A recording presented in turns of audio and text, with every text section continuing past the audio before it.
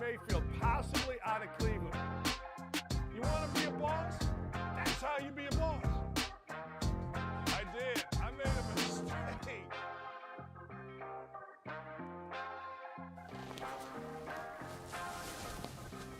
Why am I wearing a cape? I'll tell you why I'm wearing a cape. I gotta try to get away from, the mic here.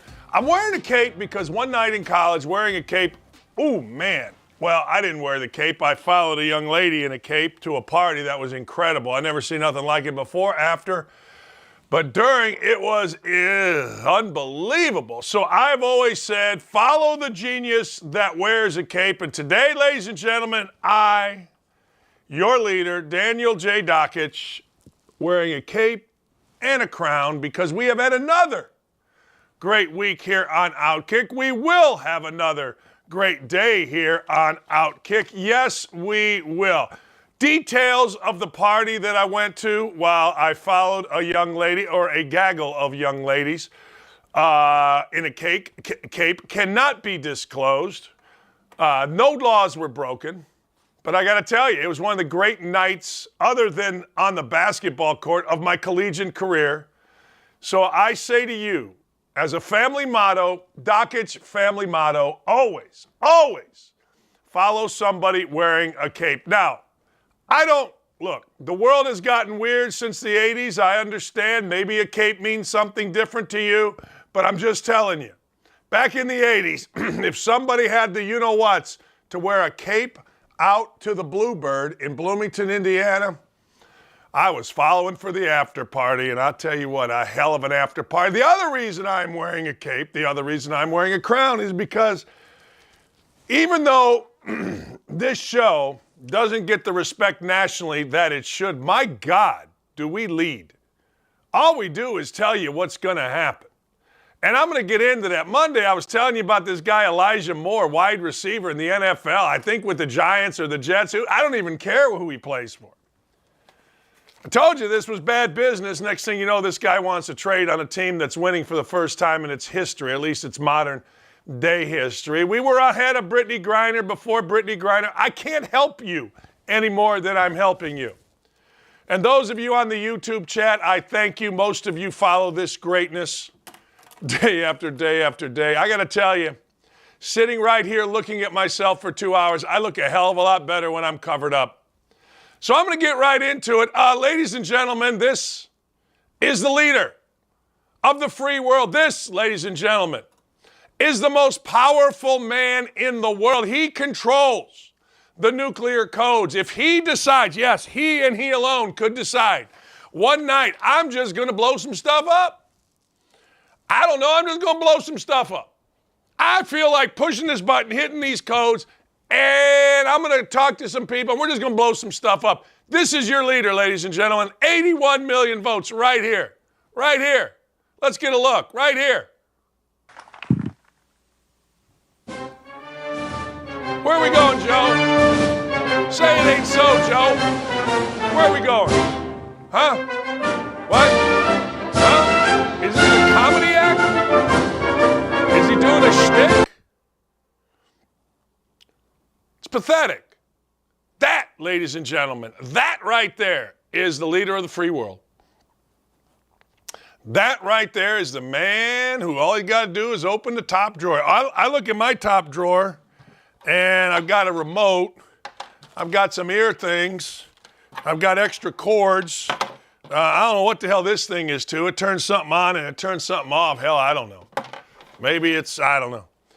That man opens the top drawer unit. He's got nuclear codes, and we're in a time when people are openly discussing Armageddon/nuclear war, and that's the man right there that's going to lead us. Please look at this, Joltin' Joe.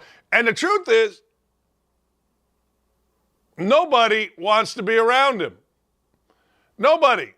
I need to get this closer. You guys aren't seeing enough of me. There we go.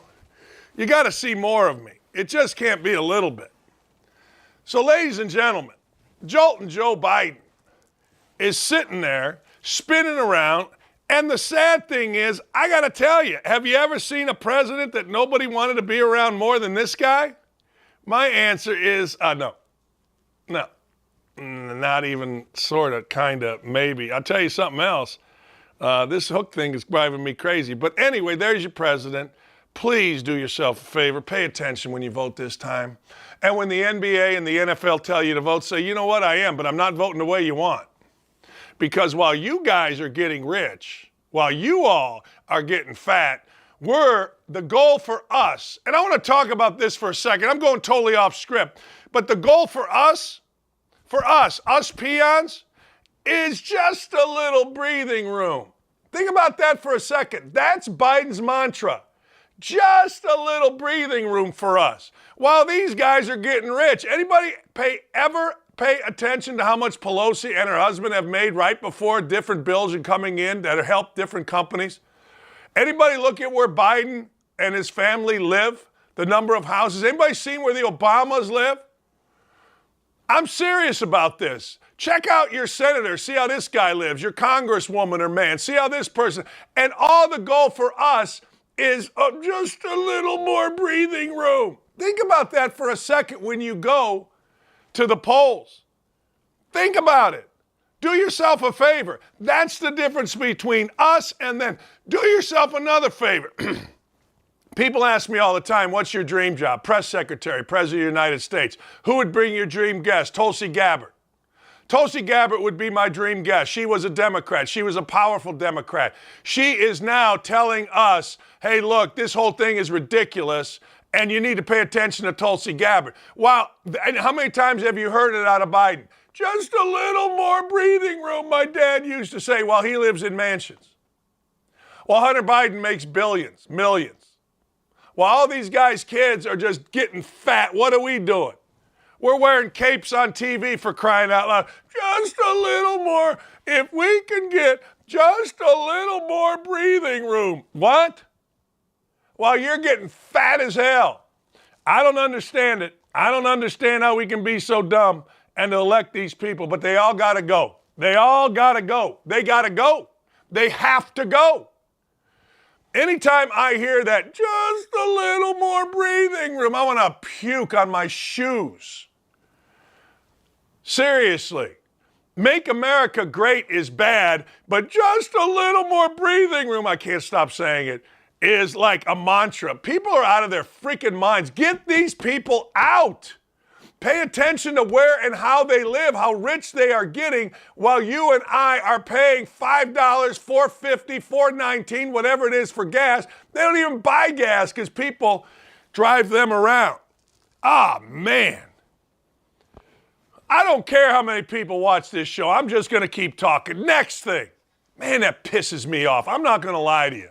We got this idiot living in mansions. We got the Pelosi's living wherever the hell they want. All these senators. What did that one woman, AOC, what did she wear, like a $36,000 dress that said, tax the rich?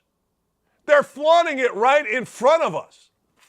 You know, it's interesting. I think her dress was $36,000. You know what the average person lost? It was just announced the other day, about $34,000 to $36,000. Mine's way more. Because I've been smart enough to save my whole life. Honest to God. And all we do is listen to just a little more breathing room from this idiot and the other idiots. It's insane. You got to get them out. You got to get them out. All right. I'm done. All right. Why else am I wearing the crown? Because I told you the whole NFL was shifting. That's right. The NFL was shifting to what Major League Baseball has become, and that is we're going to make deals, we're going to make trades, we're going to improve our team in the middle of the season. You never, ever, ever saw that before. Ever. Never did you see this before, but now you do. Why? It's copycat. What happened last year? Von Miller came aboard. Odell Beckham came aboard. What happened? Super Bowl won. You win a Super Bowl doing it a certain way, and next thing you know, everybody wants to do it. Who's everybody? Well, now it's the San Francisco 49ers. The San Francisco 49ers went and added Christian McCaffrey. The San Francisco 49ers added a guy that most people feel is third among running backs in the NFL. Maybe first overall, but third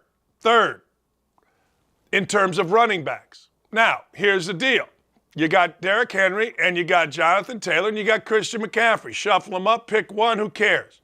And then you also, ladies and gentlemen, as we go through it, you got Deebo Samuel, who no longer has to run the ball in the middle like he did not want to, and he held out. Now, remember this, people. Deebo Samuel said all along, I don't want to run the football up the middle. It's too dangerous. My career will get shortened. He's right. So what they do, they brought in Christian McCaffrey. I'm wearing this because damn near everything I tell you comes true. Damn near everything. Which way do I need to shift? I'll shift. You want me that way? You want me this way? Sure. I'll go whatever way you want. But anyway, so now Christian McCaffrey gets to do Christian McCaffrey things. And now, hey, look, what does it matter? We're going to find out because you still got Jimmy G at quarterback, which can be good. He's been to a Super Bowl, an NFC championship game, or it can be bad. He seems to throw a lot of picks lately. But the bottom line isn't whether or not they're going to win. The bottom line is teams now are going the baseball route. Teams now have decided we are going to put ourselves at midseason or earlier like now in a position of success by adding players via trade. You never saw that before in football. Football trades used to be nothing. You know, the Colts back when they won the Super Bowl credit Booger McFarland. Yes, the guy that you see on ESPN. They credit Booger McFarland for much of their success. He came as an adult in the room to the defensive front and really solidified the defensive front. By the way, today we got Clay Travis. This is a monster. I'm sorry, but it's an absolute monster. Last night, I got to tell you, we got players gone wild. We do. We got players gone wild. Kyler Murray going off on his coach, Cliff Kingsbury. Hey, look, if I'm Kingsbury, I don't even care what I say, but I'm going to tell you what I would do. You ready? All right, get ready. You're yelling at me, right? You're screaming at me. If I'm Kingsbury, I'm yelling back, you know, Kyler, I absolutely love you. I think you're absolutely freaking great. You're the best quarterback that I've ever seen. We're down here on the goal line, and I'll tell you right now, you're going to get this in, and we're going to win this game. Here's what happens. Kyler Murray can't complain that you said bad things to him, and you save face. If a player's going to yell at you, that's what you do. You yell complimentary things back. Kyler, I absolutely freaking love you. I'll tell you right now, if you keep yelling at me, I'm going to keep telling you how much I love you, Kyler. Now, Kingsbury looks like a little docile wimp. And look, there ain't much worse looking in a football locker room than a docile wimp. Now, maybe the argument wasn't at Murray or it wasn't at Kingsbury. Maybe it was at the offensive coordinator. Maybe it was as a teammate. Don't care. Looks matter. And I'm telling you, you young coaches out there, you just got the best advice you could possibly get.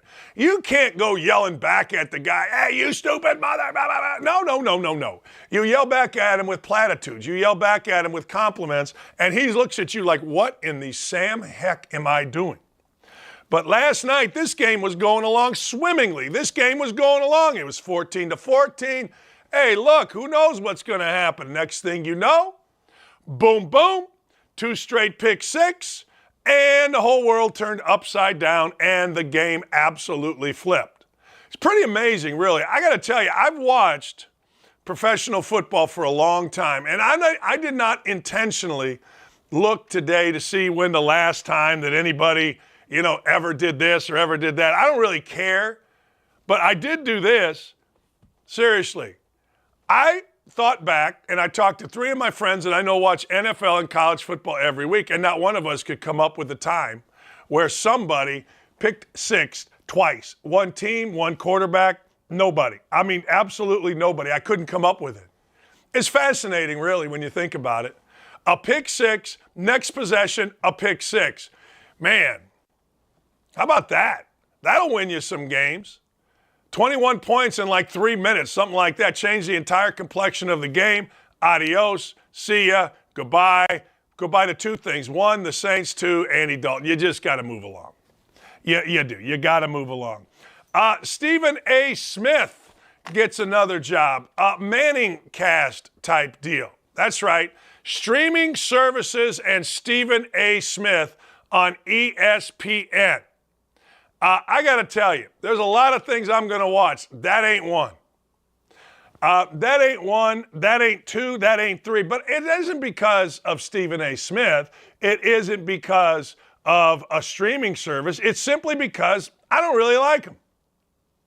I don't really like them. I don't love them. I don't watch the Manning cast. Everybody tells me how good it is because if Peyton Manning says shoo, everybody chuckles. Oh, that Peyton, I'll tell you what, he's funny. Oh, Peyton cracked another one. He said shoo. He did. Yeah, he did. I find him to be boring. I find him to be dull, boring, lifeless, with no sound from the game. I got nothing for him. You may love him. That's awesome. I find NBA games to be dull, boring, and lifeless. And then to put somebody in studio of a dull, boring, lifeless game and talking about it, and there's a bunch of dudes in there that don't know their backside from third base. Even if they do, the Mannings know everything there is to know about football. It's just not my thing. Now, mark my words. Remember I said this. Peyton Manning is in the protected mode of the media. So whatever Peyton says, man, that's funny. Oh, he good. And same thing with Stephen A. Smith. Stephen A. Smith is protected. Stephen A. Smith has literally, in his time as a, quote, NBA analyst, not as a Yell host, that's fine, he's great at that, but as an NBA analyst has literally added nothing. There's nothing Stephen A. Smith can add to an NBA broadcast because Stephen A. Smith doesn't know his backside from third base relative to basketball. He can yell, he can scream, he can talk loud, he can make faces, wonderful, but he doesn't know a thing. So anyway, it isn't that I wouldn't watch him, even though he doesn't know it. It's that I don't watch these casts. And let me back up. Stephen A. Smith is protected. There is no media person alive, other than maybe me, that's going to say anything negative about Stephen A. Smith. Everybody else loves Stephen A. Smith because you got to love Stephen A. Smith or else you'll get attacked as a racist or some kind of ist. I find him uninteresting, so I don't watch. All right, next. Former Redskins tight end Chris Coley says that he won't attend the ceremony where he was named one of the franchise's 90 greatest. Okay. Go get him, Chris. He had a statement. I'm very appreciative of being voted in. At this point, I don't have a desire to be involved with the Washington Commanders. That's Tom Hanks in People magazine? All right. See the bottom there? I like it. Yeah, I read People magazine. I do. Used to. Mostly for the crossword puzzles because, well, frankly, they're the only ones that I could do. But Chris Cooley, who is a well-known person in the Washington community, he was a radio host for a long time, not great tight end, but really good tight end, obviously one of their 90 best players, says he doesn't want to be associated, and good for him. And good for the Redskins. Look, here's the deal as I see it. You're a team. You honor people. People want to be honored? Good for them. People don't want to be honored? Good for them. Who cares? But you know what? I'm all for Chris Cooley. Good for him. He has his own decision to make. And that decision is, look, I don't want to be associated with him. There's no word on why he doesn't want to be associated with him. It sounds like he doesn't want to be associated based on the latest. Now, you got to understand the guy lives in D.C. Hey, what are you going to do? I like that better. Oh my gosh, that looks really good. If Chris Cooley doesn't want to be involved, then Chris Cooley doesn't want to be involved, but people are making a big deal. The way I look at it is this. You got honored, whether you're there or not. 2 days later, no one's going to give a rat's, but your name is always going to be up there. And if you think it's important enough to take a stand, then good for you. I'm a big fan of stands. I once boycotted a marathon station in Bowling Green, Ohio on 9/12/2001. Why did I boycott it? I put the boycott on it. My friend Todd Stoner put the boycott on it. We boycotted it because, frankly, on 9/11/2001, when I passed it, taking mine and Urban Meyer's kids to school, the gas was under $2. It was about $1.35, something like that. Something. This gas station said, well, we're a neighborhood station. We're owned by locals. Fine. I got it. We went there. Great ice cream store in the back of the gas station. True story. Really good. Still there. But here's what happened. On 9/11, gas was in the 120s, 130s. On 9/12, they hiked it up like everybody else did to $2. I put the malaka on it. I put the kebab on it. I said no. And it hurt that gas station to the point where, well, it didn't, and it's still standing there, but I don't care. I'm up for a good. I am. I'm up for a good revolt. I'm up for a good, hey, stand up for what you believe in. I am. So good for Chris Cooley. Hell yeah. This is no surprise. Saudi Golf CEO is shooting down reports of Tiger Woods being offered basically the entire nation.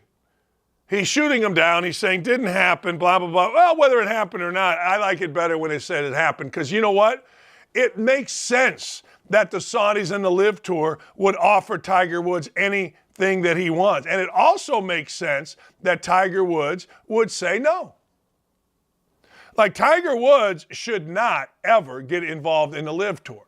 Tiger Woods doesn't need the money. Tiger Woods doesn't need the fame. Tiger Woods has overcome being a dirtbag. In fact, he now is one of those guys that is protected. Tiger Woods absolutely has morphed into a, iconic, grandfatherly figure. Now, whether he is or isn't, I don't know. But the truth of the matter is, he's a dirtbag. I'm just saying, he's a dirtbag. Look, let me just make sure you got this. It was reported that Tiger Woods had an offer somewhere in the 9 digits to join a Saudi-backed tour. Here's the deal. Greg Norman confirmed it. He said that's what it was. Then all of a sudden, well, Saudi Golf CEO, I don't know the guy's name, is saying that all the reported offer was never made. It's not straight out money. I never offered him that money, not even close to that. It's safe to assume whatever Woods' number was, it was a number, but it wasn't that. Who knows? And let me tell you something else. If Tiger Woods or the Saudi Golf Tour ever partnered together, he's the one guy that I'd be sad about. I'd be like, don't do that, Tiger. Like if Jack Nicklaus would have done it, I'd be like, don't do that, Tiger. Come on. Don't do that. Let others do that. Let Phil do that. Not you. No, not you. So I don't know. But again, look, the media could tell me that I'm wearing sunglasses, a cape, and a crown, and I would say, no, I'm not. No, I would. I would just say, no, I'm not. Because if they report it, I ain't buying it. And that's sad to me because I'm a kid that grew up reading a newspaper every single day. Dak Prescott has been medically cleared. Let me ask you a question. All you guys on the YouTube chat, let me ask a simple question comes to mind, if you don't mind. Is there any one of you out there that is watching this right now that would play Cooper Rush over Dak Prescott? Is there any one of you that would say, and I want to put this because this is important. It's not always the thing, but it's many times the thing. Is there any of you that would say, look, we paid this guy $230 million talking about Dak Prescott, and we're not going to play him? Okay, why aren't we going to play him? Well, we're not going to play him because Cooper Rush is better than him. Look, I don't know whether Cooper Rush is good, bad, angry, or sad. But I got to ask all of you on this YouTube chat, are there any of you that would ever play Cooper Rush over a healthy Dak Prescott? And I guarantee you the answer is absolutely not. There's no chance any of you would because you're smart people. And smart people go, well, wait a second here. My best chance for long-term success is with Dak Prescott. And if you're the Dallas Cowboys, yes, you want to win games because if you don't have a chance at your ultimate goal.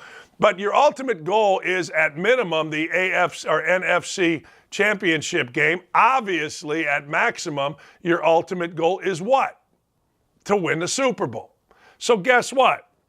If you are the Dallas Cowboys, there's no ifs, ands, or buts. I hear guys talking about this, and I say to myself, are you insane? No. Cooper Rush had a nice run. Cooper Rush did what backups are supposed to do. But Cooper Rush is not your starter, and he is not the guy that in the Big D is going to get you to the Super Bowl. He's just not. And you can talk about how good he is. You can talk about the story. You can talk about, well, wow, they put him on waivers and no one picked him up and they re-signed him. And that's all splendid. But I'm watched enough to know, okay, he's fine. He's good. You know he's your backup. Keep him as your backup. Play the guy that you think is going to get you the best chance to get to the Super Bowl. It's that simple. Man, do we fall in love with a backup quarterback. And the fact that anybody thinks that this is not going to be Dak Prescott's team is absolutely insane. I have told you this story a bazillion freaking times. Rick Pitino came to see Bob Knight when Pitino was at Kentucky. He couldn't win a national championship. He go, Knight, how do we win a national championship? I was there. Said, you got to quit pressing. What do you mean? Yeah, you got to quit pressing. You give up too many buckets, you're going to lose to bad teams when you press. So Pitino said, well, you know, it's part of my recruiting, blah, blah, blah. He goes, that's fine, then press less. So Pitino's national championship team at Kentucky pressed less and became arguably the best defensive team in the country and was the best defensive team in the country, and it enabled them to win a national championship. When you do crazy things in basketball, like gimmicks, you lose to lesser teams. That's what Pitino was doing. We had beaten them that year with an okay team. Damon Bailey drove through their press and kicked the living crap out of them. So anyway, that's my point with Dak Prescott. You want to play the guys that get you to the ultimate goal. And if they don't, they don't. And if they don't, then you take the heat. Yeah, okay, we should have played Cooper Rush, whatever. Money does factor into it, but I'm telling you right now, right this moment, I'm telling you, Cooper Rush, he ain't starting. He ain't even thinking about starting. All right, let's see. Now, one of the reasons I'm wearing this cape, ladies and gentlemen, is because I hope we have the tweet from earlier, Elijah Moore. Elijah Moore. Now, look, I don't care about Elijah Moore. Oh, no, I'm sorry. That's pretty good right there. Elijah Moore is the wide receiver for the Jets. Now, the Jets have won, I don't know, if you listen to New York media, they've won 20 in a row. Elijah Moore is unhappy. Elijah Moore doesn't like his stance in life. I told you earlier in the week, do we have the earlier in the week tweet from Elijah Moore where he started complaining after the Jets had just won that he wasn't getting the ball? And I told you on this show, which is why this show is awesome, but I told you on this show that Elijah Moore, this wasn't going to end well. Because the kid came out and he started talking about, well, you know, this isn't going good. Well, you know, I'm not happy. But, no, whenever you start complaining publicly, it don't end well. And so Elijah Moore wants a trade, right? Show up the picture of Zach Wilson again, will you please? Zachy, the famous Milfy guy, he gonna go over and straighten things out. Yeah, Zach Wilson getting ready to head to Elijah Moore's mother's house to smooth over the situation. Hey, baby. Hey, baby, what's going on? Yeah. That's why I wear the cape, ladies and gentlemen. You guys that watch this show, you don't care about Elijah Moore. I don't care about Elijah Moore. There are about 7 bazillion things in this world that I care about more than Elijah Moore. But I love being right. And I told you earlier in the week, man, oh man, Elijah Moore and his shot at his team, he doesn't understand while he's not getting the ball.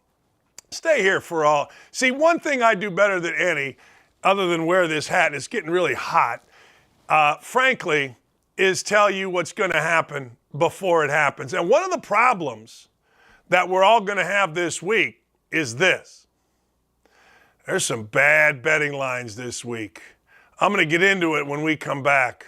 I'm going to give you my bets, but I got to tell you, there's some bad betting lines. Last week, I loved it. Last week, I had the kicker. Last week, I gave it to you. This week, I found 4 or 5 that we're going to win on, and we're going to win big. But usually, I've got one that says, look, when everything else is lost in college football, bet this game. Last week, it was the Colts and Clemson. I'm going to give you my bets coming up when we come back. I'm going to put the hat on, but it's getting hot in here, so take off all your clothes. I don't feel so hot. I'm going to keep my clothes on. We'll be right back. Hey, I'm David Hookstead, host of American Joyride, a podcast where we shine a spotlight on patriotism and American exceptionalism. Take a look. This is something, again, that I really like to ask military guys because I feel like they have unique perspectives, sometimes that surprise people. But most importantly, in my opinion, anyone who's sacrificed on any level tends to be very grateful, or more grateful than just your average person. So when you hear people maybe say that America is a terrible place or that we're an evil country full of evil people, do you kind of cringe when you hear that? Like, what's your reaction when you turn on the news and it's just nonstop negativity around the clock about how awful this place is? Well, I actually don't turn on the news anymore because of that. Smart. It's one, not true. And it's unbelievably toxic how that mindset, and hearing it all the time. Even if one, you believe it, then you go around believing that about your own nation all the time. Like, that's a horrible way to feel about who you is. They're not leaving, right? They're not finding a more noble country to go to. They're just staying here, and they're sulking, and they're spreading this horrible idea about how shameful we should all feel all the time. And I don't want to live that way, but I don't believe it. And so listening to it just pisses me off. I don't think that anyone is really able to say that with a straight face unless they have paid no attention to world history. Right. Like, it takes a real level of ignorance of history to say that America is unique in its cruelty. Like, it's just absurd. It's really, we're not void of it, but we are certainly not unique in it. Make sure to catch every single episode of American Joyride at Outkick.com.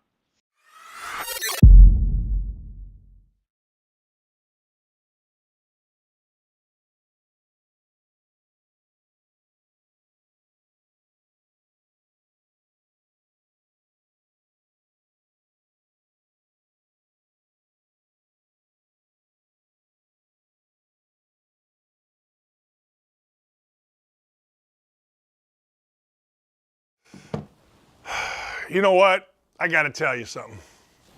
I'm over on the YouTube chat, and I asked a simple question this morning. I did. I asked a very simple question. Do you root for LeBron James? Here's why I asked that question. Because as I went through this morning, kind of watching, Sports Center and different shows, I didn't see what happened last night with LeBron James's team, but I got to tell you, I was very, very, very happy that they lost. As happy as I can be about something, I really don't care about. And so it made me ask a question on Twitter earlier today. Do you root for LeBron James? Or do you root against LeBron James? Look, I mean, you do it either way. A lot of people want to root for LeBron James. A lot of people think that LeBron James is one of the great basketball players of all time, and he is. A lot of people dislike for LeBron James. Spice Rack says, I root for LeBron James's downfall. But I'm sure LeBron James doesn't care. Of course not. He brought a championship to Cleveland, Sean Black, El Presidente says, so he's good in my book. That I get. No, I definitely get that. I think this thing's ridiculous. I'm taking it off. I totally get it. No, I do. Look at this mess. Maybe I should have done that, I don't know, during the break there. But hey, it's my show, I guess. But do you, I can't look at this face. I got to put shades on. I'm sorry. It's too much. And my shades are broke. They're a little crooked. It's driving me nuts. But the question is simple. It's a simple question. Do you root for LeBron James? And if not, why? If so, why? Like, I think LeBron James is probably going to go down statistically as the best basketball player to ever play. Maybe he already is. I mean, he's going to end up, what the hell? He's going to end up being the all-time leading scorer. He's been 20 years, blah, blah, blah, blah, blah. I don't want to hear anybody tell me what a great representative he is, because he's fine. But I've always been a fan. What the heck is going on here? I've always been a fan of LeBron James. My guy Aaron's probably going, Dan, what are you doing? We're doing a show here. I mean, just let the thing go. No, you don't need to hear anybody anyway, but I'm a stickler. I'm going to let it go. Screw it. Anyway, I root for him early. I rooted for him early. And now I got tired of him.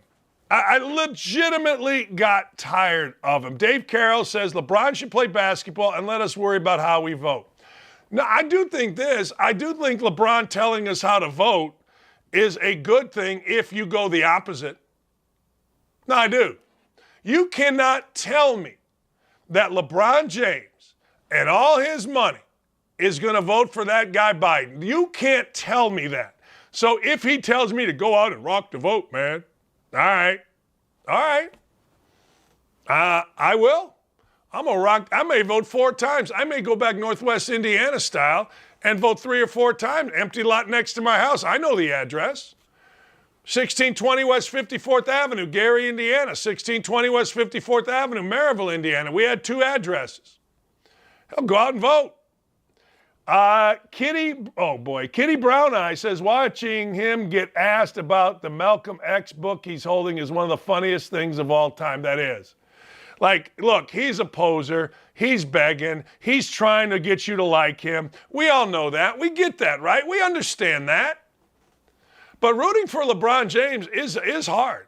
Now, I will give you a story that I've told a million times, and this is why I liked him. When I went to his high school to recruit 2 other kids at his high school, Romeo Travis and Drew Joyce, I went to the high school. And when I went to high schools, I talked to everybody. I talked to counselors. I talked to teachers. I talked to janitors. Everybody loved LeBron James. Now, you got to understand, LeBron James was a big deal in high school. I mean, the nation's biggest football and basketball recruit.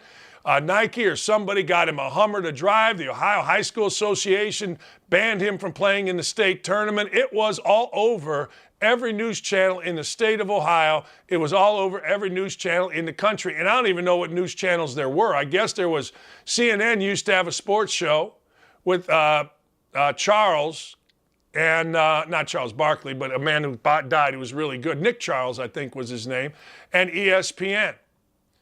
So there he was, right? I mean, it's sitting right there. It's LeBron James in high school, and everybody loved him. I always respected that. I always respected the fact that he came right in the NBA, and I'll never forget, he made a pass, right baseline, Donyell Marshall for the win. Donyell Marshall was a college All-American. LeBron was like 18.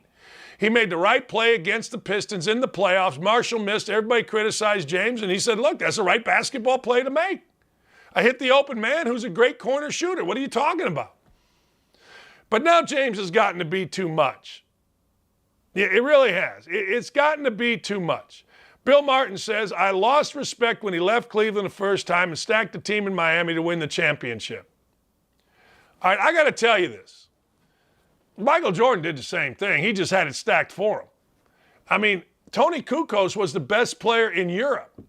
Tony Kukoc was the best player in Europe. You know what happened? His general manager went out and got Tony Kukoc, the Bulls did, Jerry Krause, to come play. He brought him. That's what he did. He brought him a dream team of Dennis Rodman. He brought him Ron Harper, who was a longtime all-star. I mean, let's be honest. If we're going to be honest, let's be honest. Yeah, LeBron went and stacked it, but Michael Jordan had it stacked for him. Hey, look, Magic Johnson played with one of the 2 greatest players I've ever seen, Kareem Abdul-Jabbar. So let's be honest here about that. But it was interesting. I found myself not rooting for LeBron James. Actually, I found myself, and this is interesting to me, maybe not to you, but when I watch the NBA, it's not who I root for, it's who I root against. Isn't that amazing? Like, I'm tired of Steve Kerr and Draymond Green.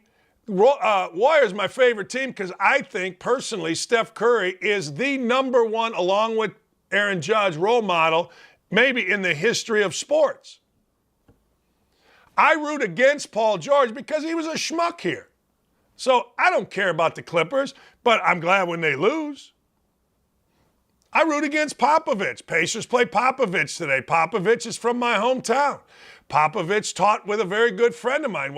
A good friend of mine paddled Popovich at Maryville Junior High. But he's become an arrogant jackass.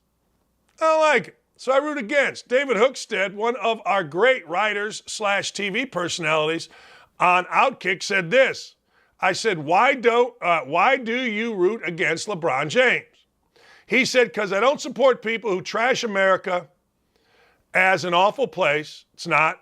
Best country ever. And then turn around and ask a Chinese dictatorship before using the bathroom in the morning.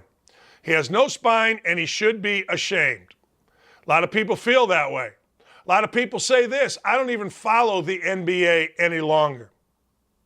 Another guy says, don't really care about CCP. That's the Russian deal, the CCP, LeBron. Sue Tedai says, don't give a rat's either way. He just bounces a ball. It's hard to argue. It's hard to argue. It really is. It seriously is. Yeah. Yep, we do. Yep. That's hard to argue. What we got in the YouTube chat? Is there, build your own team is acceptable, Dan. Leaving for another one isn't. It's in the fan rule book. Don't question it. I get that. No, I get that. You build your own team. All right, so that's what the San Francisco 49ers are doing, is the way I look at it. That's a great point, Jeff Wong. Jeff's on the YouTube chat. YouTube chat always is where I go to when I want some smarts. It is. If I need some smarts in this head, I go to the YouTube chat. I do. They give me some smarts. You're right. Building your own team is what you're supposed to do. Is this the right equivalency? Building your own team, good, right? Leaving for a built team, bad. All right? Is this the same equivalency? Cheating in baseball. Cheating in baseball, all right? It's not cheating if you can do it with the eye, meaning I'm watching you give signals and I decipher them. The greatest in baseball is Eduardo Perez. That's different than using electronics. Electronics is cheating. Deciphering some third base coach or someone in the dugout, doing all that stuff, that's not cheating. Now, that's how I look at it. Look, when I played baseball, even when I coached my son's team, if I picked up something that the other team was doing, I'd tell them. I remember playing in high school, and I could tell you when a curveball was coming from this kid who was a really, really good pitcher. His name was Ittersagen. Played at Chester. I remember it like it was yesterday. Big old lefty, threw hard. I think he got drafted. I don't know. But I remember telling my teammates, hey, when he drops his glove below his belt, it's a fastball. When he puts it up here, it's an off-speed curve. I don't know what all he threw, but it was a curve is what I said, curve. But that to me is not cheating. Everything else is cheating. All right. Interesting. The 49ers. What the 49ers did is not cheating. If you're mad at the 49ers, then you just don't know sports. So Jeff Wong is absolutely right. There is a difference between building my team and, ladies and gentlemen, stacking a team with my buddies. I agree with that. Thank you for that. I just knew going to the Outkick YouTube chat was going to pay dividends, all right? So let me pay dividends for you. Let me give you some bets this weekend, and we're going to discuss these with Clay Travis coming up. The founder, the owner, the Gazda, the boss, is coming up here in about 15 minutes. Dan, is it okay for a woman to hit a man? No. No, Jennifer, fantastic human. No. Don't hit. No hitting. In self-defense, hitting. No hitting. You're mad. You got his phone. No. No, we don't need to be hitting men. There's no reason. You know, look, here's my marital advice. You guys ready? Before it comes to hitting, get out of the relationship because you know the relationship is no good. Just get out. I can't. Well, you got to try. I know it's hard, but that's just my opinion on things. No, men hitting women, absolutely not. Women hitting men, obviously, if they're abusive, you got to do what you got to do, but not because you're mad or in an argument. No hitting, no scratching, no clawing, no throwing. No. All right, bets this weekend. Get your pen and paper. All right, get your pen and paper, and let's get serious here. First game that I'm going to give you. First game I'm going to give you is this. We're going to, ladies and gentlemen, go against what we have been going against this, or going with this entire year, and we're going with what we've gone with this entire year. Now, how is this possible all in one game? Well, all year long, I have told you, Syracuse is really good. I have told you to take Syracuse. I have watched Syracuse. I have paid attention to Syracuse. And you know what? I got to tell you, I think Syracuse is really good. I do. I'm not going to lie. That, though, is what I'm going against. I am going to take Clemson minus 13.5. I've watched Syracuse enough to know they're good enough. But they ain't Clemson good. Clemson, 2 touchdowns. Now, I won't take this at 14 or 14.5. I'll let it slide. Maybe at 14. But 13.5 is about as high as I'll go with this. I can see Clemson at home. You're playing for a national championship. They're used to being in these spots. I could see Clemson at home winning this by 3 touchdowns, but I wouldn't bet at 14.5.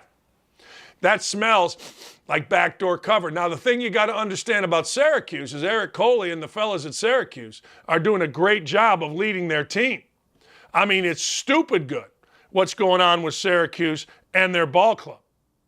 I mean, their ball club is damn good. Yeah. Their ball club is damn good and it's damn led. But I don't think they're good enough. I just don't. I don't think they're good enough to go into Death Valley and hang in there for an entire game with Clemson, who I think is playing really good. That DJ Ungale is playing fantastic. Horrible to start with, really good now. I'll take Clemson. I'll give the 13.5, and our toes are going to be tapping. Miami of Florida, the U. Now, I got to tell you, the U makes me take a dump. It does. The U can kiss my backside. The U sucks. I'm so tired of the U, I ain't going to lie. I'm tired of the U. I've had enough of the U. I better put my hat on when I give these bets. The U stinks. They need Luther Campbell back. The U used to be interesting when the U had like fellas. And the U understood who they were. Now the U doesn't understand who they are. Are we a cheating school? Are we a serious football school? Are we the kind of school that we don't care about the rules? Remember the U in this NIL season? They had that one dude paying out all kinds of money to athletes. I mean, all kinds of money. The 2 little girls that dress up in lingerie and play basketball at the U got millions. The one kid that was from Kansas State, actually from Indianapolis, he got millions to go to the U. Hey, yay, Rod, go fight, win. Well, they should have spent a little bit of that itch on football because the U stinks, but Duke stinks worse. And nobody can tell me. Duke is 4-3, which by Indiana football standards is pretty good. Duke, ladies and gentlemen, hasn't been horrendous. They got a quarterback. And I got to tell you, his name is Leonard, and he looks like Duke. Kind of a fat-headed hair guy. Listen to this. He's 130 for 197 with 1,500 yards. But you know what? The Van Dyke kid over at the U is better. 1,600 yards. Now, Tyler Van Dyke and the U are going to win by 10 at home. Duke's fine. Nah, Duke stinks. The U stinks. I hate the vet on the U, but hey, look, it's about money, not who you like. So I'm going with Miami. And I think this one gets away from Duke late. Both games get away from the teams late, and we're going to win some money. All right. I'm going to read you this. UCLA getting 6.5 at Oregon. Now, Trevor Maddich on ESPN. You guys, Trevor Maddich has been on ESPN for 100 years. Nobody knows who Trevor Maddich is. He's a big old dude, whatever, played at BYU. He says that Oregon is tough. I don't buy it. Here's what I'm going to read to you right now. You ready? This is from my friend, the Cash Man. A game where we should see some points. Oregon's a good team, but we saw how they handled playing a really good team when they opened up against Georgia, 49-3, 600 yards in offense. Oregon has played no one near Georgia's caliber. They've beaten Eastern Washington, BYU, Washington State, and Arizona. The defense allowed 41 points to Washington State, and they trailed in the fourth quarter. Wazoo was 5 for 5 in the red zone. Arizona went over 4.5 yards per catch against Oregon, but the Wildcats threw a pick, lost 2 fumbles. The game, all right. So you see what I'm doing here. Scores matter, of course, but how you get to the score matters even more. Couple fumbles and a pick, Arizona. Chip Kelly's defense, great against the rush. 14th in the nation. 21st against the pass. 19th in yards per play. Oregon's defense is 96th in the country in yards per play allowed. Big difference. Zach Charbonneau, the transfer from Michigan, is going, listen to this, 7.1 yards per carry. That guy with 3 names, Dorian Thompson-Robinson, 74% of his passes, 7-1 against the spread. Look, I'll take the 6.5. I'll take UCLA, and frankly, I may take this on the money line because I got those kind of stones. Yeah, sure I do. All right, ladies and gentlemen, I know we love us a meathead. I do. I know everybody loves themselves a meathead. I know we love a guy, hey man, I'm going to bite off my testicles, and if it has 3 fingers, I'll beat its ass. That's Dan Campbell. Dan Campbell, quote machine in Hard Knocks. Dan Campbell, man, they're going to be pretty good. Man, you know what I mean? Man, they're going to be all right. Man, all that kind of stuff, because the guy gave good quote. You give good quote, media loves you. You say meathead things, media loves you. But Dan Campbell's team, particularly his defense, stinks. And when I say stinks, I mean stinks. I mean has given up the most points in the NFL this year. Now, meathead guy, if you're going to be meathead guy and you're going to be meathead coach, then your team has to play tough. When I'm right, I'm right. Isn't that what meathead guy is? Meathead guy usually promotes toughness. Meathead guy usually promotes, well, we're going to line up, and if you got 3 fingers and 1 butt cheek, we're going to kick your... Okay, fine. All right, I'm in. You win. They're soft. Look, I saw the Detroit Lions this summer, and I thought, you know what, with DeAndre Swift, they're every bit as good as the Colts. Well, maybe the Colts stink. I don't know. I'll get to them in a second. So let me go through this for you. One of the ways that you talk about or test toughness, frankly, is defense. And one of the ways, I know there's a lot of metrics on defense, but I got to tell you, one of the most important things, maybe the most important things, is points allowed. Now, a little bit skewed last night, particularly for New Orleans, because the offense gave 2 straight touchdowns. But meathead guys team, let me give you a number here. All right? Here's the number. 170 points allowed. The Saints have allowed 200, but you got to take 14 out on pick sixes. The Cardinals have allowed 176, and that's it. So look, meathead guy has come out here, Dan Campbell. They don't guard nobody. I'll tell you who does guard somebody, And I don't even need to look at the numbers, the Dallas Cowboys. Dallas Cowboys guard, Dallas Cowboys offense should have Dak back. Dallas Cowboys offense isn't great, but they're playing against a bad defense, which means their offense will be better, which means 7 points. I don't know. I think that's a lock. I'm going to do this because I'm this kind of smart. I'm going to move it to 6.5. So the touchdown wins it for me. I got to get Clay Travis, who's joining our show coming up here in a minute. I got to get Clay's thoughts on this. Because Clay, by all accounts, he and I are, well, frankly, we are self-made or self-talk about geniuses when it comes to this last one. Look, you can get mad at me all you want. You can get mad at me all you want. I will be at the game. I'm going to take the Colts and the 2 points. I'm also going to take the Colts in the money line.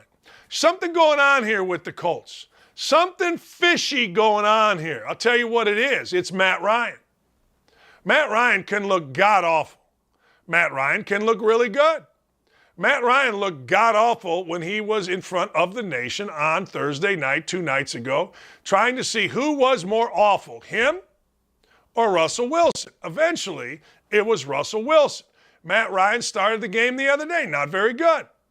But a funny thing happens in the second half with the Colts. Number one, they don't give up many points defensively. Number 2, Matt Ryan with the pelota late is dynamite. I mean, I'm talking about dynamite, people. I'm talking about Matt Ryan. You give him the ball, 1-score game, tie game, down, whatever. Matt Ryan has shown against the Chiefs, against the Broncos, against the Jaguars, that he'll take you down the field. Look, game they lost, I forget who the hell it was, or tied, I'm sorry, against the Texans. Guy's got a chippy field goal blankenship. Make the kick. He took him down the field, got him in the field goal position. I'm taking the 2. I'm taking the 2. I'm taking it money line. My toes are going to be tapping. And see the jewels in this crown up here? They're real. No, they're real. I mean, this crown legitimately is worth, I don't know, $50,000 to $100,000. No, seriously. If you're going to break into my house, take the crown. Or they're all fake. I'm not sure which. I would probably feel them to be fake. But this is real leopard too. Yeah, this is real leopard. But anyway, we're going to buy another crown with all the money that we're going to make this weekend. This is not the easiest gambling weekend. So I got to tell you, when I looked at the lines, I'm like, man, I don't know. Like, let me ask you a question. Simple question. Iowa getting 30 against Ohio State. 30. Now, I don't know about you, but that is tempting as hell to jump on Iowa getting 30. Now, I want you to think about this. It's a proud program. As Kirk Ference said last year, guess where they were? They were in the they won 10 games. They won 10 games. They did. Getting 30.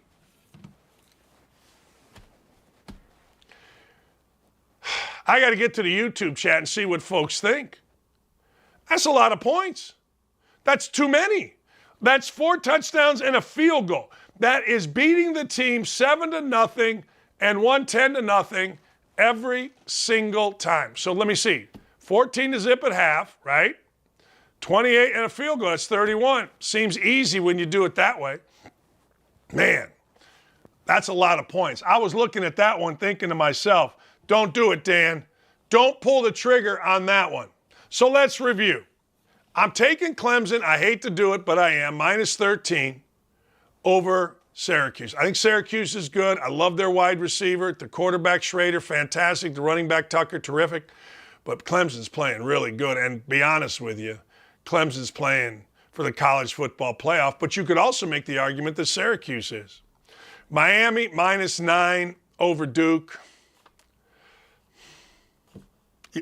Look, Duke, Indiana, you can't bet their football team. Miami, maybe this is a past bet. Maybe this is a bet that I'm making because of past performances. UCLA, 6.5 versus Oregon. I'm going to bump that up to 7, and I'm going to pay a little extra juice. I'm also going to take UCLA on the money line, try to stay up. I believe that the Cowboys and Dak Prescott are going to get rocking and rolling here. Now that I believe. I think they're going to win by 7. I think they're going to win by 10. I think that the Cowboys, Prescott, you usually play really well your first game back. Second game, not so much, but first game, whatever the reason is, you usually play well. And make no mistake, there is no who's going to be the quarterback. None. And then I'm taking the Colts over the Titans. Now, I'm going to be in Nashville. My daughter stole my Pat McAfee jersey. I'm going to try not to get beat up. I don't say anything. I usually don't wear Colts clothes when I go. I'm quiet. Although I did have an old lady smacking me in the head with an umbrella, and I looked at her, I said, lady, we can't be doing this. Last year when I was at the game. So anyway, long story short, we're going to be there. We're going to be fired up. We're going to be rocking and rolling. There you go. Yeah.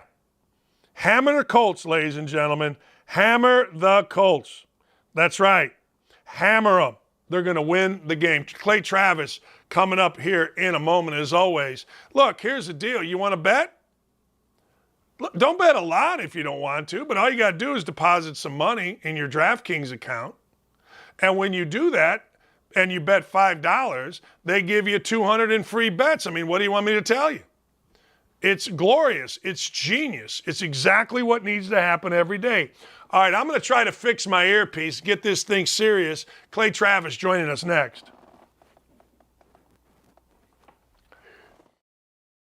What's up, guys? It's Tommy. Don't miss a single episode of Tommy Lahren is Fearless by checking out Outkick.com. But if you did miss an episode, here's what you missed. The average cost of a wedding in 2022 is around $27,000. Double that and add thousands more, and you'll have around the total my dumb ass decided to spend on my own upcoming wedding.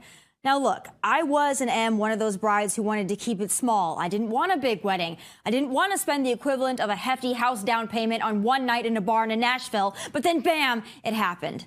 I'm honestly still flabbergasted by it because while our wedding is going to be very nice, our food is going to be very good, and our alcohol is going to be overflowing, it's not like we're inviting 400 people, and it's not like Madonna is performing, for goodness sakes. So how the hell did it get so expensive? Like anything else these days, welcome to Brandon's America.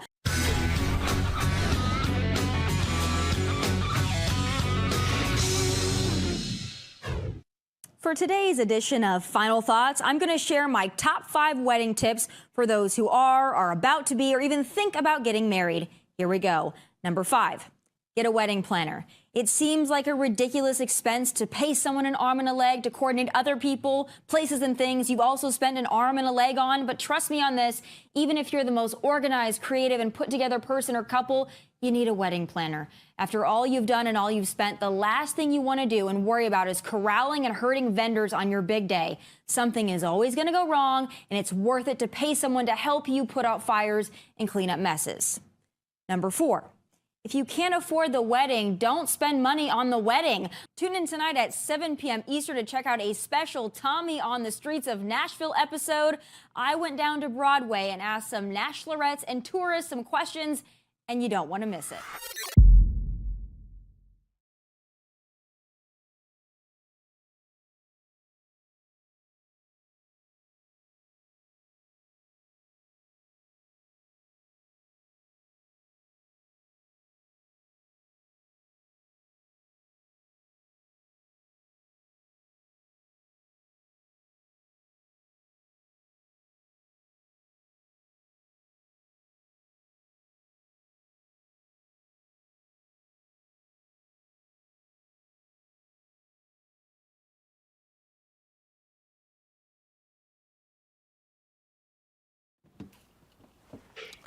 Ladies and gentlemen, he's the boss, he's the man, he's the Gazda. I wear a crown because of him. His name is Clay Travis.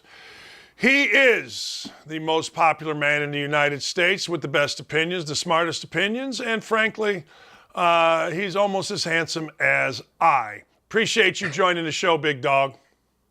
Well, you know, it's an important day to come on, I thought, because Meghan Markle's been talking about how difficult, good-looking, incredibly good-looking people like you and me have had it, Dan, for years and years. And I'm just so glad that there's somebody out there to talk about how awful it is to be judged by your looks and the burden that the incredibly good looking like you and I carry on our shoulders every day. So Meghan Markle, I appreciate her discussing our oppression. I thought when Meghan Markle got hired on Deal or No Deal to hold the suitcase, I thought they were going to ask her about politics. I'm surprised that they didn't, and they only had her hold the briefcase and open it up. I thought the same thing. I thought they were going to be like, "Hey, suitcase girl number 24, walk over here in your cocktail dress and your high heels and pass this briefcase over. And also, while you're here, can you discuss and break down nuclear fusion for us so we can understand it better than we otherwise did?" And the fact that they continued to oppress her and not value her brain really was, again, it's incredibly problematic. I think that's the word choice, right? And I just appreciate her being brave enough to speak out. The princess really does know, why the caged, really attractive bird sings, and I'm glad she's a voice for us. She's a voice for everyone, I feel. I knew her as a girl in Suits. I remember I was flying, and somebody told me, "Hey, watch the series Suits." I'm like, there's a hot girl in Suits. It's good. I like the show. And next thing you know, she's every freaking day I got to listen to something about this woman. Enough, Meghan Markle. Enough. Yeah, it is. I will say she does know how to get attention. Most of it bad, but that's a skill in some way. I am coming to Nashville this weekend, and I am going to dominate. I do believe that the Colts are going to win this game. And within 2 weeks, you may scoff, but within 2 weeks, Matt Ryan is not going to win the MVP, but he is going to be in the discussion of the MVP because of his late game heroics. How good are the Titans, and do the Colts have a shot here like I'm saying they do? Well, it's only, a 2.5 point spread. When I was checking yesterday, I haven't looked at the lines this morning, so I don't think it's going to have moved too much. Back in the day, Dan, the Titans couldn't beat the Colts no matter what happened. But the Titans, I believe, have won 5 of the last 6. And Mike Vrabel, I believe, has won 4 straight against the Colts. And here's why I like the Titans. It is because they have a bye week. And Mike Vrabel, coming out of a bye week, has traditionally been pretty good at getting his team ready to play at a high level. I think the Titans are going to be healthy. You got a division game against what I think is probably the 2 best teams in the division, and you're getting both of them in before Halloween. Titans could take a really important step if they can win this game on Sunday, and I think the Titans will.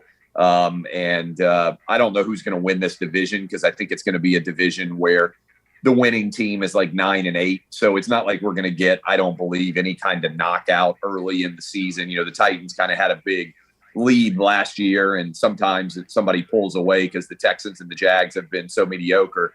But if I were betting on this game, which I probably will be by the time kickoff gets here on Sunday, I like the Titans minus the 2.5. Hey, word on the street is you're going to be interviewing Luke Bryan at his ranch. What do you hope, in an ideal world, what do you hope to get out of Luke Bryan? Well, we're doing an event that is, they're raising a lot of money for congenital heart disease in often very young kids. And Luke Bryan, because he had a niece die as a baby, has raised millions of dollars. Sorry, my mother-in-law's phone is ringing at an incredible high sound there. When you look at the charity event, like, I'm excited to help, as much as I can, Luke Bryan, but like many of these country music singers. So he's raised millions of dollars for this event, and that has made a tremendous difference for so many kids. But he's a big college football fan. So he is a monster Georgia Bulldogs fan. And obviously we have got a game going on between Tennessee and Georgia in theoretically a couple weeks, first weekend in November, that could be the biggest Tennessee-Georgia game that has ever existed. Because if Tennessee can take care of UT Martin this weekend and then beat Kentucky and Knoxville next weekend, Tennessee would be 8-0. And if Georgia beats in the cocktail party Florida next weekend, then Georgia would be 8-0. And it's very rare that you have 2 undefeated teams in the SEC in the same division playing in November. It just doesn't happen very often. And that game would be and will be, regardless, I believe, the deciding factor in who wins the SEC East, because it's worth a game and a half, right? When you factor in the tie break, and each team would only have 4 games or 3 games left after that one, which would make it very unlikely they're going to lose 2. And so it's going to decide the East. And so I imagine Luke Bryan and I on Saturday on Big Noon Kickoff, we'll be talking about how to raise hopefully millions of dollars to help kids with congenital heart disease. And then we will be talking about the much less serious but no less fun topic of who's going to win the SEC. I'm a Tennessee guy. He's a Georgia guy. I think we'll probably have some fun with that. Hey, we're going to play your video after last weekend, man. I got to tell you, this was pretty cool. Go ahead, Dylan, and play. This was very cool because it shows how much sports can mean to people. Go ahead, play it, Dylan. Clay, you were tearing up at the end.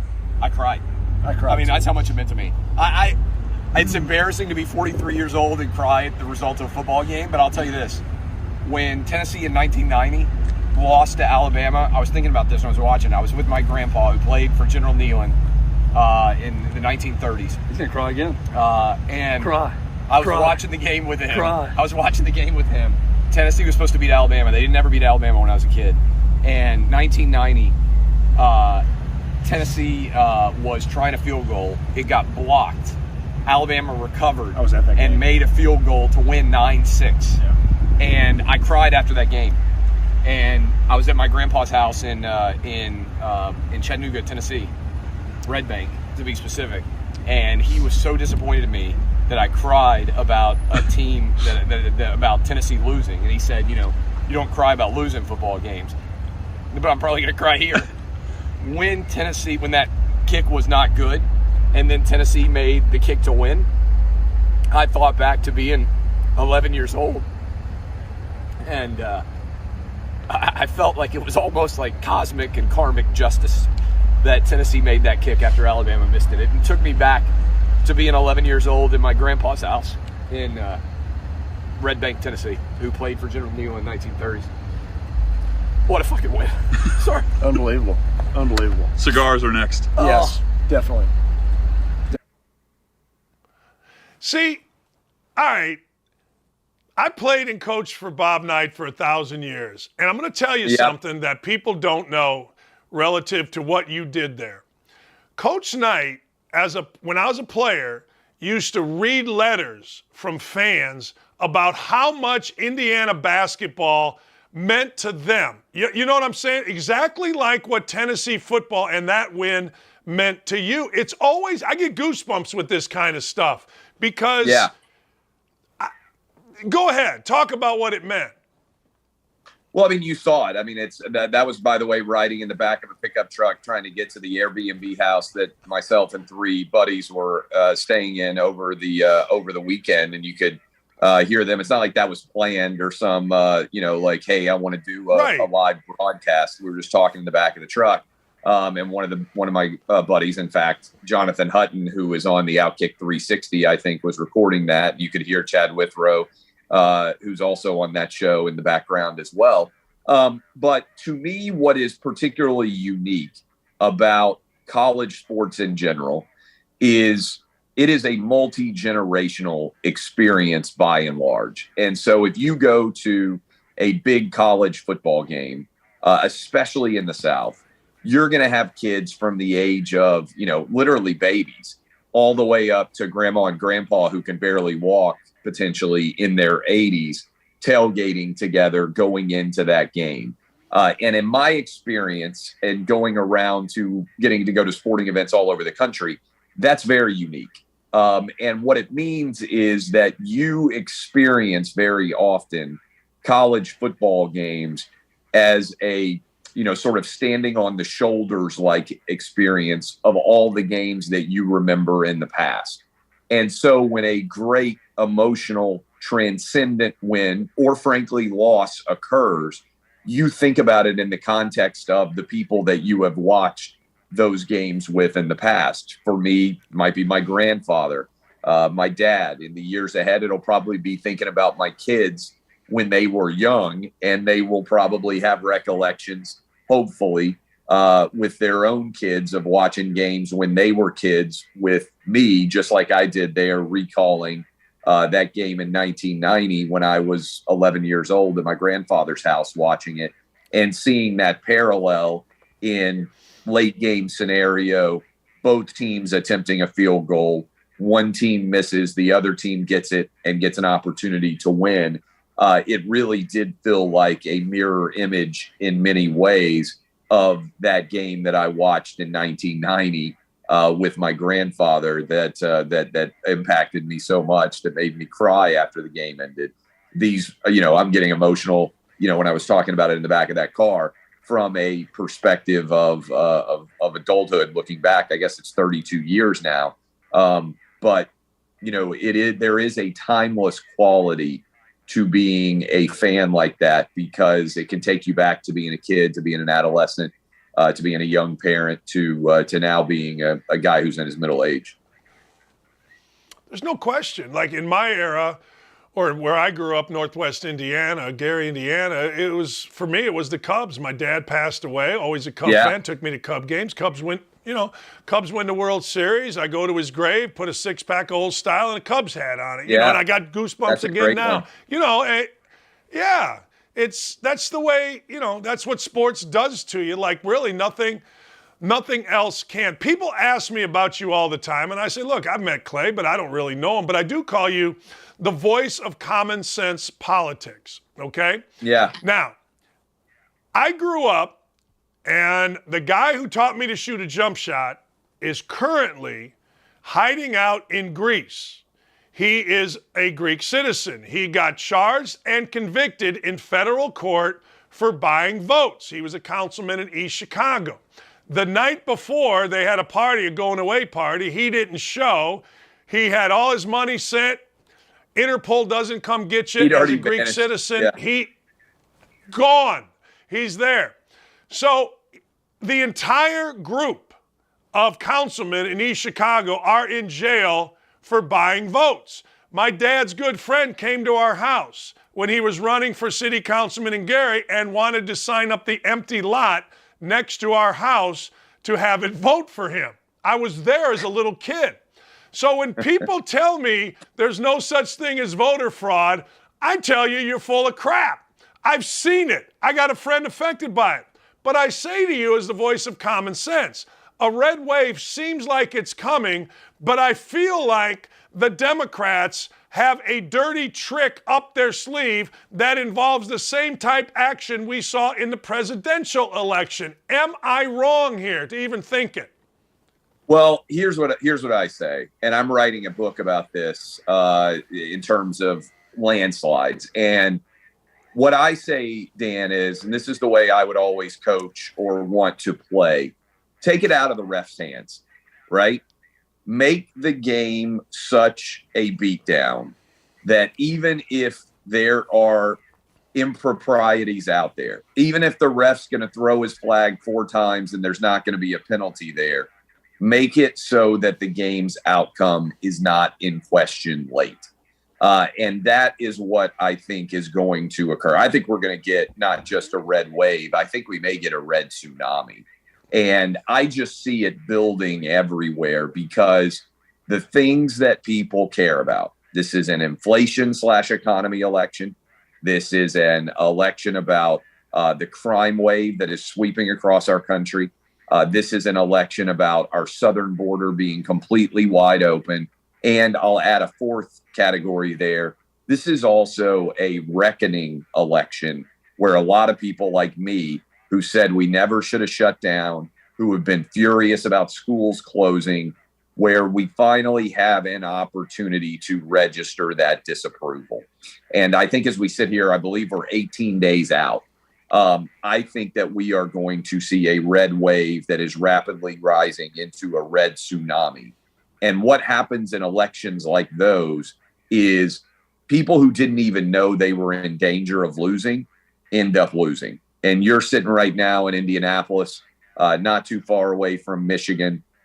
I think, Tudor Dixon could wipe out Gretchen Whitmer because I think there's still a lot of people in Michigan who are mad about the way that Gretchen Whitmer handled COVID and the hypocrisy and the fact that she wouldn't even let people get their boats out to go on the lakes, but somehow her husband found a way to get out there. She wouldn't let people go into restaurants, and yet she was out. I think in places where there is a possibility of a loss. Now, it looks like Gavin Newsom's going to skate in California, and that guy deserves to get voted out, but California's lost its mind.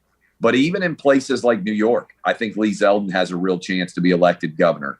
I think Christine Drazan is going to win in Oregon, would be the first, I believe, elected Republican governor since the 1980s. We're talking about a 40-year change. I just mentioned Michigan. I think New Mexico's out there.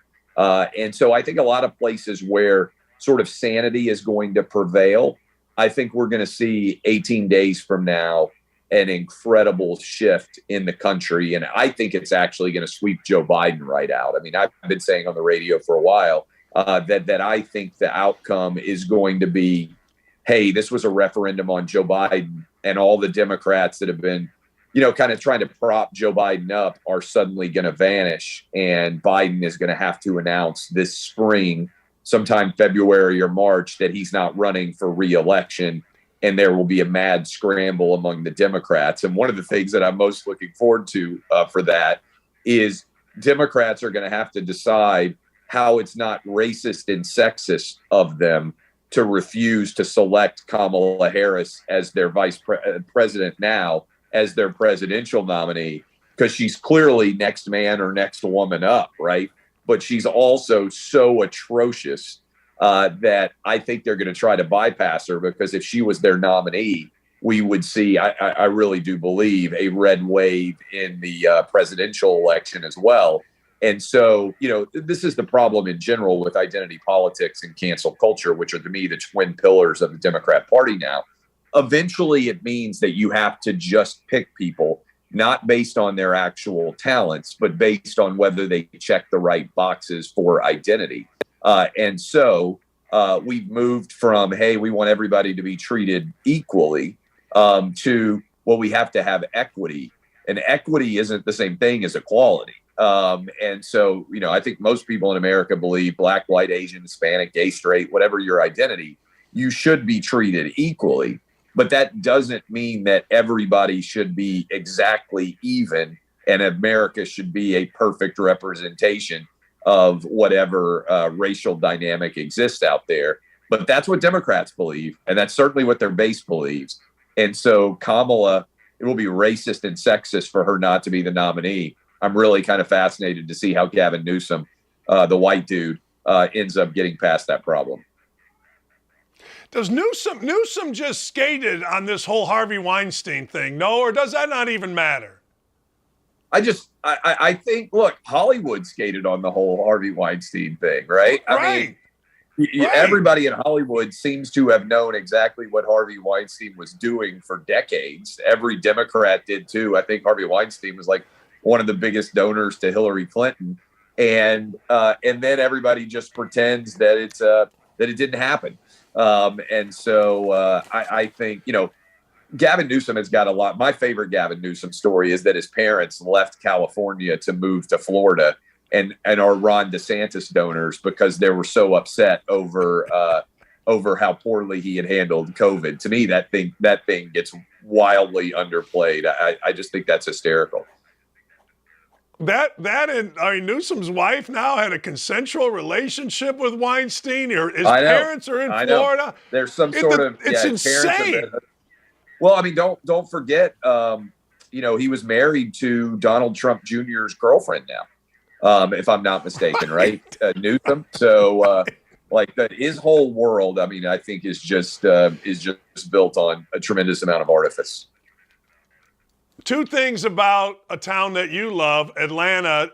Major League Baseball, I believe, owes the city of Atlanta a freaking apology. And does Herschel Walker win? Herschel Walker is going to win. And he's going to win to a large degree, I think, because Brian Kemp is going to win a really substantial win in the governor's race. I think he's going to beat Stacey Abrams handily. That's a rematch of 2018. Back in 2018, Brian Kemp won by 50,000 votes, and Stacey Abrams refused to concede and a direct attack, according to Democrat logic, on democracy. I'm surprised Georgia still exists. And then I think that Herschel Walker, everybody is breaking towards him because really you have a binary, right? If you think Joe Biden has done a really good job and you're a Georgian, then you should vote for the Reverend Raphael Warnock.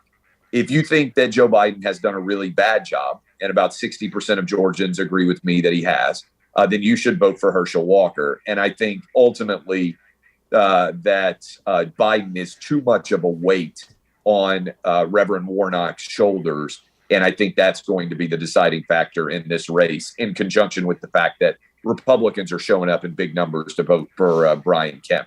And then the other part of the question you asked, yes, Rob Manfred should have to apologize to all the people of Atlanta and all the people of Georgia in a public press conference, acknowledge that he was wrong, that he bought into the lies of Joe Biden, Stacey Abrams, and many in the mainstream media, that the new Georgia voting bill was Jim Crow 2.0. In reality, overall voting totals have skyrocketed. And as a result, this was a travesty of sports justice and also justice in general, that they pulled away the All-Star game that the Braves are going to honor Hank Aaron during. And Rob Manfred should return the All-Star game to Atlanta, acknowledge that they were 100% wrong there, apologize to the people of Atlanta, Braves fans, and Georgians in general. And you know what? I don't know that we're ever going to get the apology, but I think he is going to return an All-Star game to Atlanta, which will be about as close to a default acknowledgement of being wrong as you can get.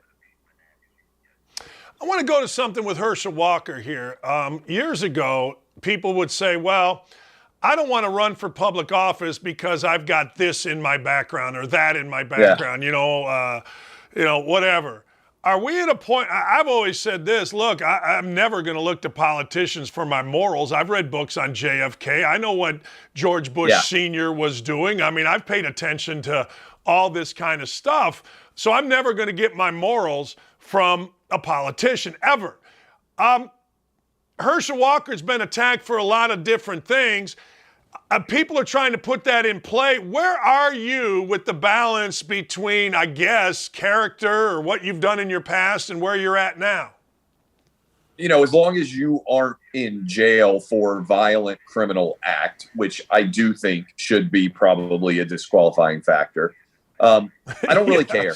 And the analogy that I make is our country basically has heart disease right now. And we are in need of serious surgery to get us back on track to be able to continue our lives.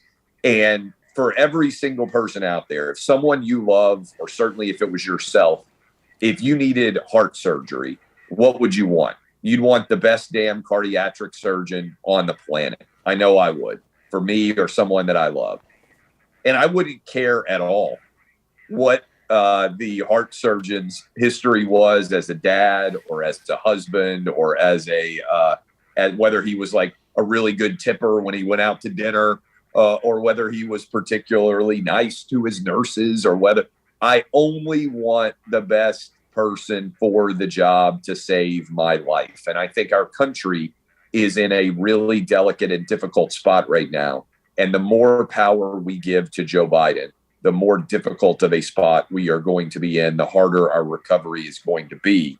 And so I want whoever is going to be against Joe Biden in office right now. But I think that's an analogy that a lot of people understand. Politics and who our leaders are and the choices they make are serious in their professional lives. I don't really care about the choices they make in their personal lives. And look, Dan, I've been consistent on this. I didn't care when Bill Clinton was hooking up with interns in the Oval Office. I mean, I would prefer that not happen. If Monica Lewinsky were my daughter, I would have been super angry about it, right? The fact that he's using his power to take advantage of somebody else. But, I said it back in the day, if you take it the world of sports, if Bobby Petrino could have won SEC championships for the Arkansas Razorbacks, I'd have given him a key to the sorority house on campus and said, hey, live here as long as you want, bud. And I think there's a lot of Arkansas Razorback fans that would have said the same thing. And so my point on that is, as long as you're not committing crimes, I don't really care about your personal foibles. I care about your ability to do the job on a professional level. And the heart surgeon example to me is it really kind of drills it home. And I think that's where the vast majority of Americans are on these issues. Last thing, and before I let you go, and thanks for your time today, by the way. I know you're swamped. When did it become so? Did Trump do this? I always thought the mainstream media had bias. I always thought they had massive bias. I'm a kid that read 3 newspapers. When did it become blatant? When did it become overt that this was this side? And in the mainstream media, not bloggers, things like that. Mainstream. Yeah, so I'm writing on this right now, and I think there's several different threads that all came together with Trump. First of all, I do believe that sort of so many left-wing journalists bought into the idea that Trump was Satan and that he was a stooge of Russia and that Russia collusion happened and that he was a Manchurian candidate and that he was uniquely evil. So one, I think Orange Man bad definitely infected and infiltrated so many different newsrooms out there. Second part of this, and I don't think it's been discussed as much, is all of these companies were moving from a general interest business model. That is, Dan, what you're talking about. Hey, I'm going to go buy the newspaper on the street. I'm a general interest subscriber, but I'm not a rabid partisan, right? Like I went to school in Washington, D.C. Washington Post, a fabulous newspaper that at the time was left-leaning. But remember, they covered the Clinton impeachment like crazy, was left-leaning, but also trying to cover all of Washington, D.C. for everyone. Same thing I think was true with the New York Times back in the day. And I think what happened is when they went direct subscription based all over the nation, right? So if you subscribe, and I do, to the Washington Post and to the New York Times, because I try to read everything every day. I had to get ready for my radio show. If you subscribe, in fact, I'm still old school, and I've got sitting next to me right here, this is today's Wall Street Journal. And then I also have today's, I still get the print newspaper. Here's my New York Times. I read these cover to cover every morning before I do my radio show, both of them, as well as the Washington Post on digital. And the reason why I bring that up is I think that the subscriber base of these newspapers was very anti-Trump. And when you move from a general interest newspaper predicated on selling ads, Dan, you want to sell ads to everybody. So you want, if you're selling a Mercedes ad, you want the biggest possible audience to see your ad. To when you go to direct subscription, you're almost in the model of just covering one team, right? So if you think about like Rivals or 24/7 or On3, those subscription models are, hey, you really care desperately about your team. And the coverage of your team can't in general be that negative. So I think you had economic imperatives suddenly in a subscription model where if the New York Times, what did they say at the top? All the news that's fit to print.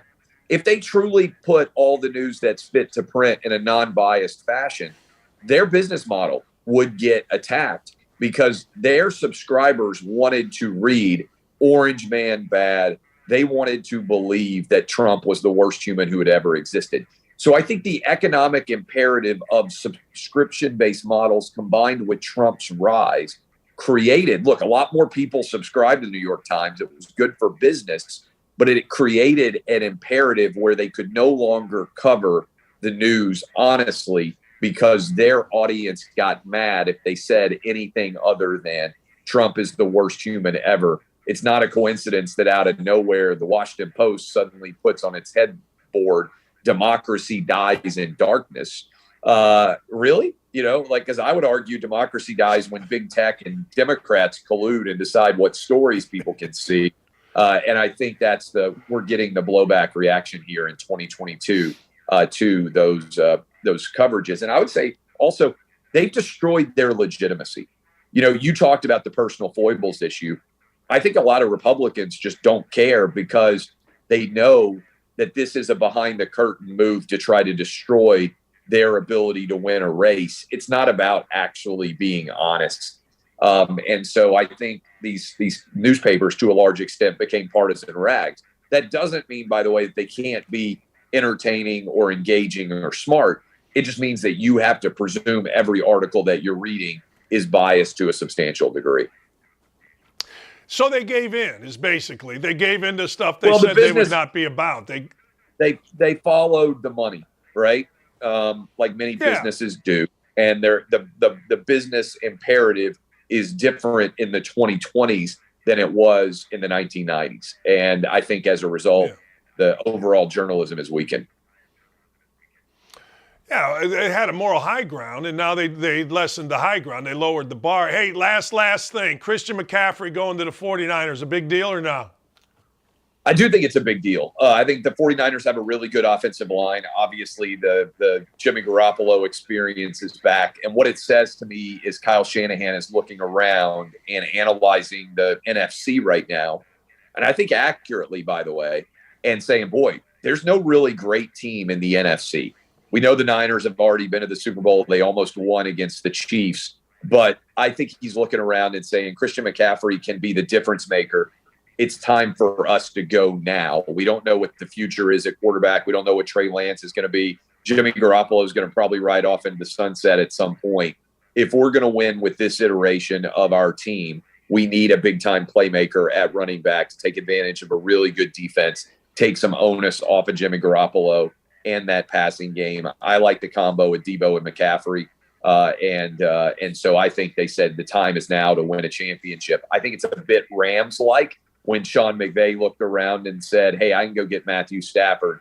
This is the move that will get me to the proverbial next level. I think the 49ers are rolling the dice and say McCaffrey is that asset that could put us in the Super Bowl. Hey, man, it's fun, boss. Thanks for the time today. Big weekend. Thank you. Big weekend. Keep up the good work. Hope everybody has fantastic weekends out there. I'll see you, man.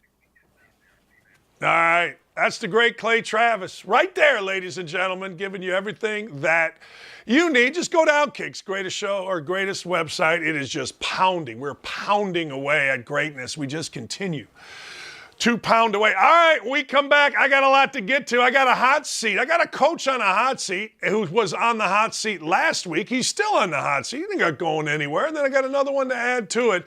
And I'm going to recap my bets. Oh, that feels good. We'll be right back. Hey, it's Hutton from Outkick 360. If you couldn't catch the show yesterday, here's what you missed. 2-4, the Steelers against the 3-3 Dolphins on Sunday Night Football. Tua Tagovailoa makes his return. Tua's back. He's cleared concussion protocol. There's going to be a camera on him the entire game. There are going to be two or three cameras on him. They're going to 360 him. What's going to annoy me is if every time the guy gets touched, we get this like super zoom in. Oh, is he okay? Get ready to be annoyed. Is he all right? Oh, God. Did he stumble right? Ready Please, to be let the man play football. Let him get out there. He's cleared concussion protocol. Let's get past that and let's let him go. Over under for roughing the passer? 1.5 or 2.5? There'll be one. They'll send a message. Well, for the game, because they're if going to Kenny call Pickett one off plays, and one early. Kenny Pickett's also coming on off a concussion. All right, let's say Pickett's playing. Over under 2.5. 2.5. How do you foresee? We've all seen it at this point. He clearly reaches this argument about he's been provoked or whatever's going on. He smacks a woman's head that's not doing anything to him. It's very clear in the video that she's looking the other way and is surprised by a hit to the head. How do you think Nick Saban handles this? How should he handle it? So I'll start first off with one thing that I noticed going back and through that video until 3 o'clock in the morning trying to put together a piece. His hands were by his side. You know, he was just walking to the locker room. And then all of a sudden you see that right hand, that right arm go up, and he just pops the woman in the head. You know what I mean? And I think that's what stands out for a lot of people trying to make an argument that the young lady had a cell phone. I was told that her cell phone died in the first quarter. She didn't even have it. It was in her much like mine. We're discussing the sports topics you care about from every angle. Catch me, Chad Withrow, and Paul Kuharski each weekday afternoon, 3 to 6 Eastern, right here at Outkick.com. Stay with us on the Outkick Network.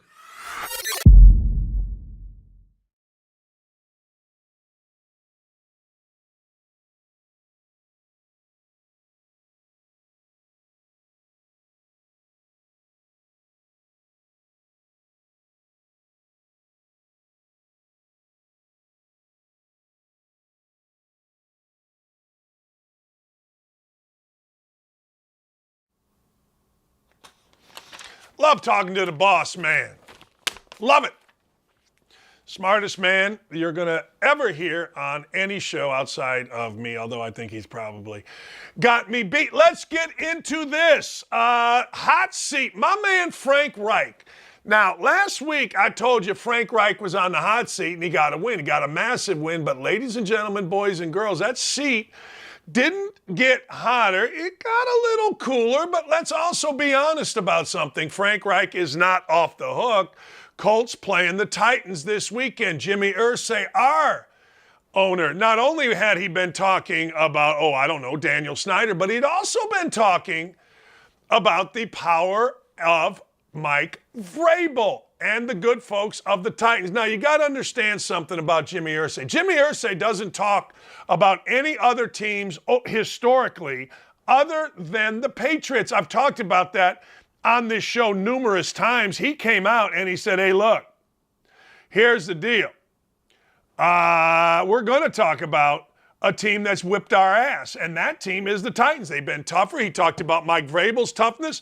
Well, guess what? Colts lost to the Titans again at home a few weeks ago. Now they go to the Titans. If they don't win this, a lot of people wrongfully feel that the division is over and it's going to go to the Titans. I don't believe that. You got a lot of football left. Titans have a tougher schedule than the Colts. They got to go to Green Bay. They got to go to Kansas City. You know what I'm saying? That type of thing. But Frank Reich needs to win this game. Now, the seat got a little cooler because Carson Wentz is out. If Carson Wentz in 2 weeks would have come into Indy and whooped up on the good folks here in Indianapolis, that would have been a serious problem. Serious problem. So we'll see. But no, make no mistake. This, unless he wins these next 2 games, and I think he's gonna, Frank Reich will remain on our hot seat. Tommy Thibodeau is a great basketball coach. Tom Thibodeau is fantastic. Nobody, and I mean nobody, coaches the game of basketball as a pure coach better than Tom Thibodeau in the NBA or maybe in college. It just does. He is a great coach. But let's be honest, coaching really doesn't matter. I think Tom Thibodeau is a bit of a dinosaur. I think Tom Thibodeau is one of those guys that in the day people love to have. Now you got guys like Darvin Ham. You got younger guys. You got guys that have certainly paid their dues. But Darvin Ham, never having been a head coach, gets the Lakers job. Great job. Historic job. He's the new breed, guys that paid their dues, that are younger, that are more maybe player friendly. I don't know. And Tom Thibodeau has never been that. Tom Thibodeau is at the controls of the Knicks. A couple years ago, they won 10 more than they lost in a shortened season. That's great. Last year, they lost more than they won. That's not great. And if you're going to be the coach of the New York Knicks and the spotlight the overrated spotlight, though, let's be honest, it's way overrated, the Knicks and their importance. I talk about it all the time. But still, the Knicks, people do think about when they think about NBA basketball. They are a team that people want to get behind. So fine, get behind them. But the fact of the matter is, Tom Thibodeau needs to win. Tom Thibodeau needs to win and win big with the Knicks, or else in about a month, we're going to be talking about some younger guy, former player probably, that is going to be the coach of the Knicks. I'm just telling you, I look at it, that's the way it is. It just simply is. Reich will not leave the hot seat all year. Thibodeau, unless they get off to some stupid kind of a streak, they're already 0-1. And I don't know. The East stinks. New York is New York. They've got an ownership group that a lot of people are after. Leon Rose, Worldwide West, and the others. You know what? They are, ladies and gentlemen, they absolutely are under the gun there to win, and Thibodeau's the guy driving the truck. He's going to be the first guy, the fall guy. And again, it isn't going to be a matter of if, it's going to be a matter of when, unless the guy wins a championship. And Jalen Brunson is a good piece, but they ain't winning a championship. Next guy on the hot seat, and he's been there forever, is Kirk Ference. Now look, you're going to say to me, you're crazy, Dan. Nuh-uh. Kirk Ference is never going to get fired at Iowa, and I would agree with you. I would absolutely agree. Kirk Ference is not going to get fired at Iowa. He's not. Absolutely not.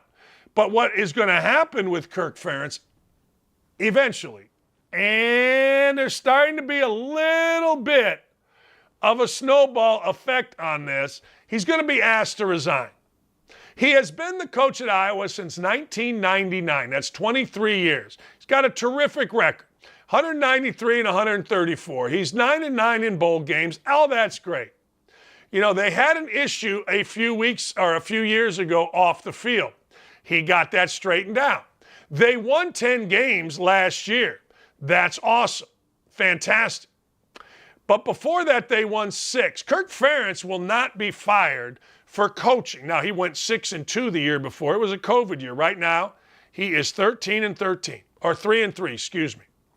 Kirk Ference, to me, ladies and gentlemen, to me, will never be fired at Iowa. However, he is on the hot seat, and what you would read was, well, Kirk Ference resigns.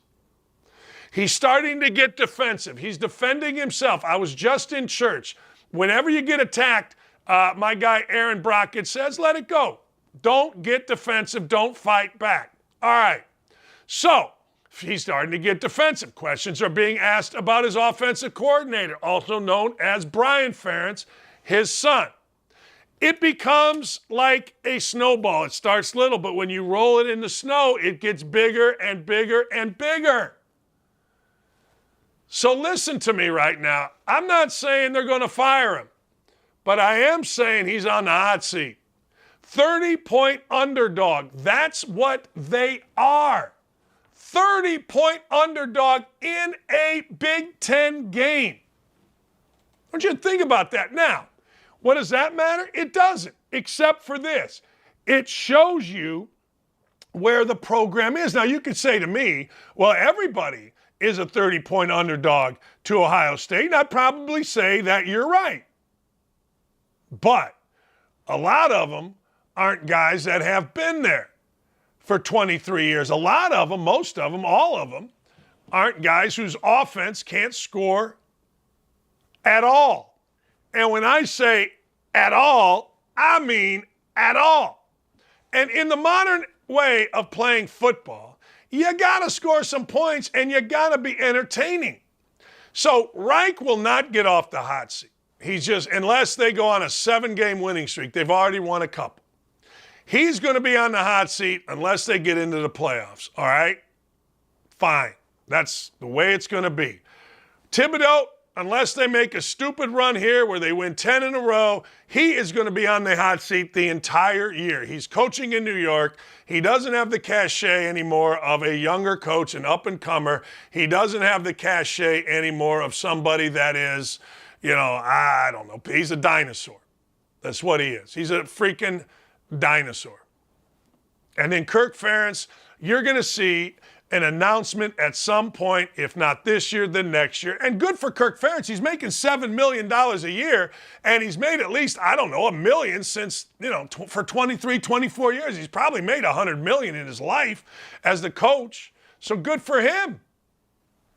But the fact of the matter is that's what you are going to see. I'm going to recap my bets for you. I'm going to do it right now. You ready? Against my better judgment, I'm going to take Clemson minus 13, 13.5. I don't care. I'm not taking them at 14 against the Cuse. I'm not doing it. Clemson minus 13.5 against Syracuse. Put your money on it and let's go. And I'm going to do this for you right now. I'm going to put all these in a parlay and I'm going to tell you what you're going to win out of it. Now, Miami minus 9 against Duke. I may put that as just a win because what I'm trying to do here is win parlays. UCLA, I gave you all the numbers. I'm going to move them up to 7 over Oregon. Now, that gives me a sassy little late night experience. That gives me something to hang my hat on and watch because let's be honest, Saturday night, well, I'm going to be in Nash Vegas, so I'll probably be out late, doing Nash Vegas things. But anyway, that's what I'm going to take. Cowboys, I'm going to take the Cowboys minus 7 against the Lions because I think the Lions stink. Ladies and gentlemen, I am then going to take the Colts plus 2 against and I hate to do it, against the Titans. That's what I'm going to take. I cannot believe I'm not going to take Iowa getting 30. It seems like that's what I should take, but I'm not because I guess I'm just stupid. I'm not going to take Notre Dame giving 27 to UNLV because I don't know if Notre Dame really cares. If I'm going to add something to it, I'm going to take LSU -1 against, what's it called? Against Mississippi State. No, who's LSU playing? Ole Miss. Man, I like Lane Kiffin. We're trying to get him on the show. Anyway, I would take that, but I am not. And then, of course, the Colts are going to win me money. I will have for you what this parlay is going to pay out coming up here in a minute. So don't get mad at me. All right. Who is the woke-a-dope, big boy? Give me the woke-a-dope.